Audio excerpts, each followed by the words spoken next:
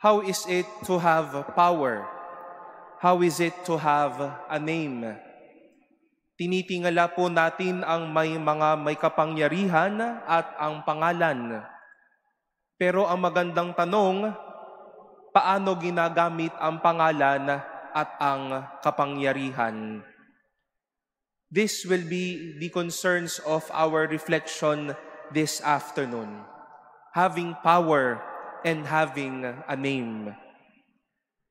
Sa atin pong unang pagbasa, pinaalala po sa atin ni San Pablo at hindi po maipagkakaila noong tayo ay bininyagan, may kapangyarihan po tayo mula sa Espiritu Santo. The Holy Spirit empowered us to live in charity, in honesty, in service, and in many things that we wish to live. We also bear a name, a possession maybe, a function in life, a responsibility, a name that you bear in your communities or wherever you are. But how did these things aided us to be good neighbors?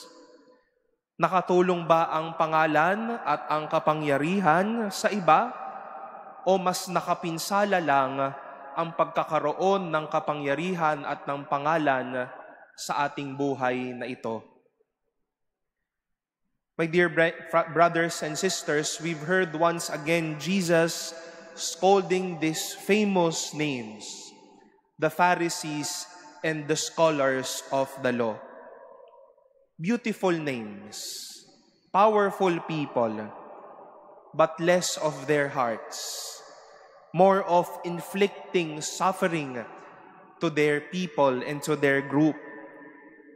Yes, they have done their tasks well, but they seemingly forgot matters of the heart. They neglected their charity. They also neglected being good neighbors. At mga kapatid, dito natin nais paalalahanan ang ating mga sarili. May kapangyarihan man o may pangalan man, pero baka nawawala na ang puso natin para sa iba. And this is how Jesus appeared to Margaret Mary Alacoque, whom we also remember today. Yes, Jesus is Son of God. He is Lord.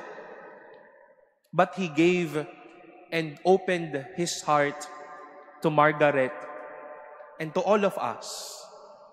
Dahil para sa Diyos na may kapangyarihan at pangalan, hindi nawawala ang puso para maging tapat, maging masaya at totoo sa ginagawa araw-araw. Paalala lang po natin sa bawat isa at sa paligid natin, madami ang may kapangyarihan at pangalan pero wala namang puso. Madami ang sikat, madami ang tinitingala, madami ang kinikilala, pero wala naman nililingon na kapwa. May pangalan at kapangyarihan, pero magaling magpahirap.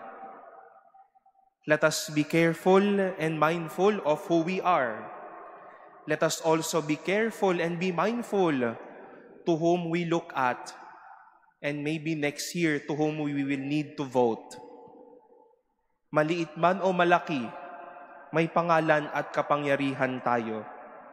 And let this help us stretch out our hands.